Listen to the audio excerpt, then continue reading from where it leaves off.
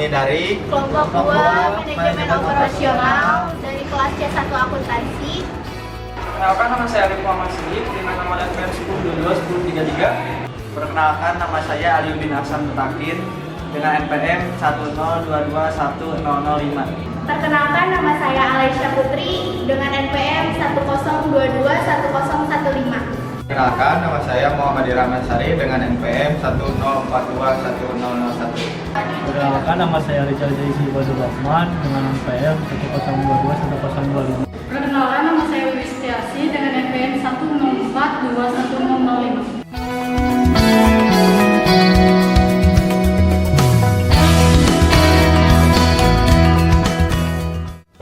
Baik, pembahasan yang pertama yang akan dibahas adalah operasi dan produktivitas dalam industri kecil camilan makaroni pedas. Operasi dan produktivitas dalam industri kecil camilan makaroni. Produksi adalah suatu proses dalam menciptakan barang dan jasa. Dalam hal ini, proses yang terjadi untuk menciptakan produk berupa barang atau makanan, yaitu makaroni, adalah merubah bahan baku menjadi produk camilan yang menarik. Bahan baku yang digunakan di sini merupakan makaroni, bahan pendukungnya adalah minyak, bumbu perasa, dan cabai bubuk. Operasi adalah suatu kegiatan yang mengolah faktor-faktor produksi untuk menciptakan produk agar bernilai tambah melalui transformasi. Jika biasanya makaroni menjadi bahan utama dalam sajian pasta dan makanan berat, kini untuk memberi nilai tambah melalui transformasi, diciptakanlah makaroni yang menjadi camilan ringan saat senggang. Dengan tekstur yang renyah layaknya keripik, makaroni bantet cukup banyak digemari. Manajemen operasional adalah serangkaian aktivitas yang menghasilkan nilai dalam bentuk barang dan jasa dengan mengubah input menjadi output. Input di sini adalah seluruh sumber daya yang diperlukan dalam proses pembuatan output, sedangkan output merupakan barang jadi atau produk yang jadi. Yang termasuk dalam input industri makanan ini adalah bahan baku, modal, sumber daya manusia, peralatan produksi, dan lain-lain. Sedangkan output yang dihasilkan adalah makaroni bantet dengan berbagai rasa, yaitu original dan pedas. Baik, selanjutnya adalah mengenai materi tentang pengukuran produktivitas dalam industri kecil makaroni pedas. Selanjutnya, pengukuran produktivitas dalam industri kecil makaroni bantet. Nilai yang menunjukkan bagaimana sebaiknya mengelola dan menggunakan sumber daya untuk mencapai sesuatu secara optimal. Kutipan dari Edi Hayanto.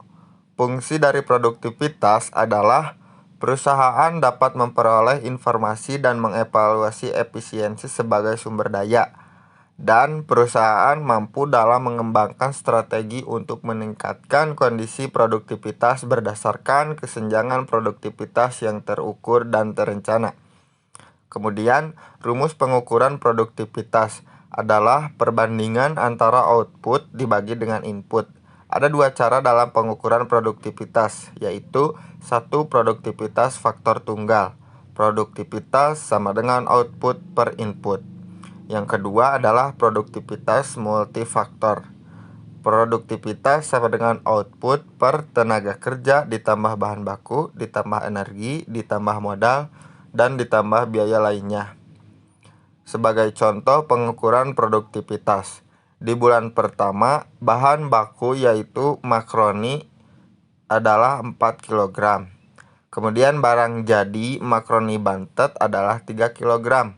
Produktivitas adalah output per input sama dengan 3 kg per 4 kg, sama dengan 0,7 atau 75%. Kemudian di bulan ketiga, bahan baku makaroni bantet adalah 4 kg. Kemudian barang jadi makaroni bantet adalah 3,5 kg. Produktivitas sama dengan output per input, sama dengan 3,5 gram per 4 kg, sama dengan 0,87 atau 87%. Produktivitas dari 75% meningkat menjadi 87% di bulan ketiga. Hal ini menunjukkan bahwa untuk jumlah input yang sama terjadi peningkatan sebesar 12% pada produktivitas makroni Bantet. Selanjutnya materi strategi operasi dalam industri kecil cemilan makaroni pedas. Strategi operasi makaroni pedas, pengertian dari strategi operasi adalah suatu visi dari fungsi operasi yang menetapkan keseluruhan arah bagi pengambilan keputusan menurut misal Porter. Dengan begitu, visi misi makaroni pedas adalah menjadi usaha makaroni goreng ini unggul dalam bidang perdagangan makanan ringan. Misi saya dalam usaha ini adalah memberikan pelayanan optimal bagi pelanggan, memberikan kualitas yang terbaik, dan menciptakan inovasi terbaru guna menarik pelanggan. Adalah kebijakan strategi operasi yang diambil. Pertama, tipe kebijakan dari proses makaroni pedas, ada beberapa kebijakan yang diambil, yaitu rentang proses dan aliran proses. Pilihan strategi yang diambil adalah membuat sendiri dari buatan tangan tanpa dibantu oleh mesin. Proses ini dilakukan secara flowchart. Tipe kebijakan dari kapasitas dari makaroni pedas adalah beberapa kebijakan yang diambil, yaitu ukuran fasilitas dan lokasi. Pilihan strategi yang dipilih adalah fasilitas kecil, mengingat usaha ini adalah pemula sehingga masih menggunakan fasilitas yang kecil. Dan lokasi pemilihan kita yaitu adalah di area kampus, sekitar rumah, dan sosmed. Tipe kebijakan persediaan dari makaroni pedas ada beberapa kebijakan yang diambil. Pertama, persediaan dan distribusi. Pilihan strategi yang dipilih adalah persediaan rendah karena sesuai pesanan. Dalam distribusi, kita melakukan pengiriman ketika ada pesanan saja. Keempat, tipe kebijakan kualitas dari makaroni pedas yaitu dari bidang pendekatan maupun pemasok. Pilihan strategi yang dipilih adalah pencegahan untuk menghindari kualitas yang tidak bagus, mengingat visi kita memberikan kualitas yang terbaik. Kelima, tipe kebijakan dari barisan kerja. Dari makaroni pedas ada dua kebijakan dari barisan kerja, yaitu sistem gaji dan staf. Pilihan strategi yang dipilih adalah sistem job order dalam pembagian gaji dan dilakukan sedikit staf. Sekian dari penjelasan strategi operasi makaroni pedas. Selanjutnya di sini saya akan menjelaskan materi tentang forecasting atau peramalan dalam industri kecil cemilan makaroni pedas. Dalam pembahasan mengenai forecasting atau peramalan dibagi menjadi dua, yaitu kuantitatif dan kualitatif. Yang pertama, kuantitatif. Ini juga dibagi dua lagi, yaitu metode deret waktu dan metode sebab akibat. Deret waktu. Metode deret waktu berkaitan dengan waktu yang nantinya akan dijadikan acuan. Nah, target produk kelompok kami yaitu penjualan makaroni dalam jangka waktu 1 minggu terjual 20 bungkus, sehingga dalam waktu minggu-minggu berikutnya bisa menjual lebih meningkat atau lebih dari 20 bungkus. Lalu metode sebab akibat. Metode sebab akibat berhubungan dengan tingkat penjualan produk. Nanti permintaan customer terpenuhi dengan baik dan tepat waktu, maka produk yang kita jual akan makin dikenal dan semakin laku, begitupun sebaliknya. Kalau permintaan customer tidak terpenuhi, maka produk yang kita jual akan sangat sulit untuk dikenal dan sangat sulit untuk maju. Lalu metode kualitatif. Yang pertama yaitu survei pasar. Sesuai namanya, metode ini dilakukan dengan tujuan menggali pendapatan pelanggan yang ada di lingkungan dekat ataupun jauh. Sesuai survei pasar yang kami lakukan, target pasar produk ini atau makaroni yaitu dengan titip atau jual. Tempat penjualan yang dituju adalah warung, grosir, toko oleh-oleh, dan lain-lain. Dengan adanya produk makaroni di pasar offline, maka kami dapat menggapai konsumen dari masyarakat sekitar yang sering belanja di tempat-tempat tersebut. Langkah selanjutnya adalah untuk membuat media online atau marketing. Nah, target pemasaran dari produk makaroni ini kelompok kami yaitu membuat media online atau marketing. Kami akan membuatkan akun media online, yaitu akun media online shop, sebagai tempat untuk mitra berjualan melalui online. Media online yang akan digunakan adalah Instagram, WhatsApp, dan Tokopedia. Di zaman sekarang ini, media online menjadi salah satu penyebab orang-orang yang berjualan itu menjadi meningkat. Oleh karena itu, kelompok kami juga akan mengikuti sebagai perkembangan zaman saat ini. Saya akan melanjutkan materi dari Aliyudin Hasan tentang dalam industri kecil cemilan makaroni pedas. Pada kesempatan kali ini saya akan melanjutkan pembahasan yang sebelumnya oleh teman saya Aliyudin Hasan. B. Pendapat khusus. Materi ini berkaitan dengan hasil diskusi kami yang menghasilkan produk berkualitas. C. Penggabungan tim penjualan. Dengan metode ini, kami memasarkan produk di berbagai wilayah yang berbeda yang nantinya kita dapat mengetahui proyeksi penjualan yang akan terjadi. D. Metode Delphi. Metode ini kami lakukan agar dapat mengetahui keinginan para customer. Dari hasil yang kami dapatkan di lapangan, customer lebih banyak memilih makanan ringan yang akhirnya kami memutuskan untuk memilih produk makaroni dengan keunggulan jenis bumbu yang berbeda. Dan yang selanjutnya saya akan menjelaskan tentang desain produk dalam industri kecil makaroni pedas. Desain produk adalah menciptakan produk baru untuk dijual oleh suatu bisnis kepada pelanggannya. Sebuah koefisien yang sangat luas dan generasi yang efektif dan pengembangan ide melalui proses yang mengarahkan pada produk baru. Jadi ini adalah aspek utama dari pengembangan produk baru. Di sini saya akan menjelaskan tentang desain produk makaroni pedas. Makaroni pedas merupakan sebuah cemilan yang menggunakan bahan utamanya yaitu makaroni yang digoreng dengan menggunakan minyak dan diberi berbagai bumbu seperti bumbu asin dan pedas. Untuk kemasannya sendiri ini menggunakan plastik yang sudah menggunakan ziplock sehingga cemilan ini lebih higienis dan tidak mudah tumpah.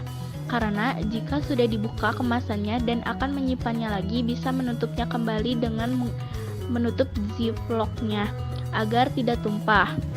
Pembahasan selanjutnya adalah mengenai manajemen mutu. Ini adalah manajemen mutu dari segi kepuasan pelanggan. Pelanggan sendiri adalah seorang individu yang secara kontinu dan berulang kali datang ke tempat yang sama untuk memuaskan keinginannya dengan memiliki suatu produk atau mendapatkan suatu jasa dan memuaskan produk atau jasa tersebut. Konsumen dapat diidentifikasi menjadi 3. Yang pertama adalah konsumen internal. Konsumen diidentifikasikan menjadi 3. Yang pertama adalah konsumen internal. Konsumen internal adalah orang yang berada dalam perusahaan dan memiliki pengaruh pada performance pekerjaan kita. Bagian-bagian pembelian, produksi, penjualan, pembayaran gaji, rekrutmen, dan karyawan merupakan contoh dari konsumen internal. Konsumen antara. Konsumen antara adalah mereka yang bertindak atau berperan sebagai perantara, bukan sebagai pemakai akhir produksi. Distributor yang mendistributorkan produk-produk, agen-agen perjalanan yang memesan kamar hotel untuk pemakai akhir merupakan contoh dari konsumen antara. Jika dikaitkan dengan produk milik kami, maka konsumen antara bisa digolongkan pada warung-warung yang kami titipi produk makaroni pedas. Kemudian yang ketiga adalah konsumen eksternal. Konsumen eksternal adalah pembeli atau pemakai akhir produk yang sering disebut sebagai konsumen nyata. Konsumen eksternal merupakan orang yang membayar untuk menggunakan produk yang dihasilkan. Target konsumen akhir pada produk kami adalah kalangan mahasiswa.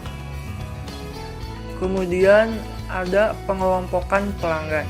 Yang pertama adalah pelanggan idaman. Pelanggan dalam kelompok ini biasanya akan mengeluarkan uang lebih banyak dan tidak rewel. Mereka selalu mengorder ke kita walau tanpa kita tawarkan. Mereka sudah menjadi pelanggan tetap dan selalu meminta kita menyediakan jasa produk yang mereka inginkan. Dan jika kita tawarkan, mereka selalu mau dan tanpa tawar-menawar. Kadangkala mereka malah membantu menawarkan produk jasa kita ke orang lain. Yang kedua adalah pelanggan biasa. Pelanggan kelas B ini adalah pelanggan yang baik, mapan, dan biasanya menjadi tulang punggung untuk setiap bisnis. Mereka biasanya akan menerima apapun yang kita tawarkan. Walau mereka biasa menawar harga yang kita tawarkan, namun mereka tetap membeli dari kita. Pada pelanggan basic ini, Selalu kita memberikan informasi atas jasa produk kita yang baru atau sedang kita pasarkan. Yang ketiga adalah pelanggan yang menyusahkan. Pelanggan kelas C selalu menuntut waktu Anda menawar harga serendah-rendahnya dan sulit untuk menentukan pilihan. Di grade ini, kita harus menjaga effort tim marketing kita agar tidak terjebak dan terkuras oleh customer tersebut. Kemudian adalah pelanggan mimpi buruk. Pelanggan kelas D adalah mimpi buruk setiap pebisnis. Mereka selalu telat dalam membayar tagihan, terus-menerus kembali ke tempat kita, dan gemar menghabiskan waktu kita. Mereka juga sering membuat ulah ketika tidak mendapatkan yang mereka inginkan. Pelanggan seperti ini tidak layak untuk kita miliki. Kemudian, yang terakhir akan kita bahas di sini adalah faktor-faktor yang mempengaruhi kepuasan pelanggan. Yang pertama adalah kualitas produk. Kualitas sebuah produk adalah hal yang sangat mempengaruhi tingkat kepuasan dari pelanggan yang membelinya. Setiap pelanggan pasti mengharapkan produk yang mereka beli memiliki kualitas tinggi. Produk dengan kualitas tinggi dapat memberikan nilai yang tinggi pada pengukuran kepuasan. Jika sebuah produk memiliki kualitas yang bagus, produk tersebut dapat menutup besarnya harga yang harus dikeluarkan, sehingga menumbuhkan kepuasan karena nilainya sepadan. Hal ini yang menjadi alasan kuat mengapa kualitas produk sangat berpengaruh pada kepuasan pelanggan. Produk kami dijamin memiliki kualitas yang tak kalah dari produk makaroni lain yang sudah dikenal nama dan brandnya.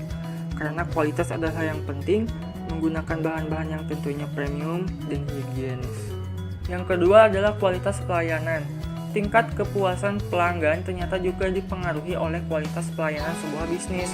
Sebuah produk biasanya selalu memiliki pesaing di bidangnya, namun seorang pelanggan akan mudah berpaling pada produk yang memiliki layanan yang lebih bagus.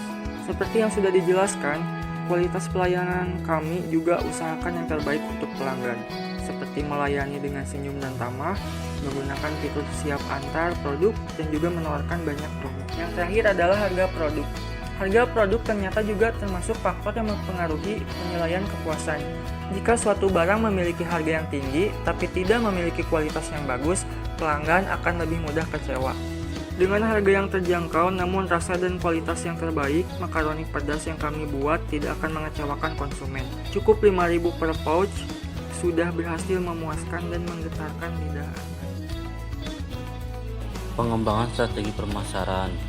Pernyataan strategi pemasaran ada 3 bagian, yaitu mengukur pasar sasaran, pemosisian produk yang direncanakan, sasaran penjualan, pangsa pasar, dan laba untuk beberapa tahun pertama.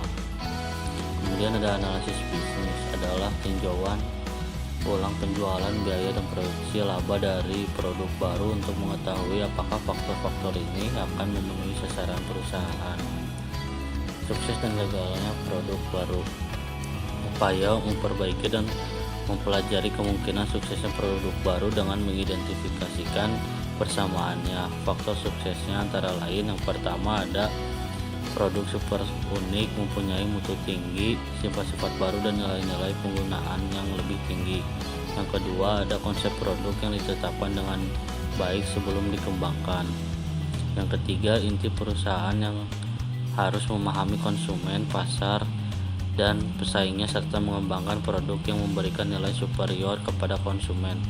Produk baru harus lolos dari tuntutan masyarakat, peraturan pemerintah yang semakin ketat, keamanan konsumen, dan standar ekologi.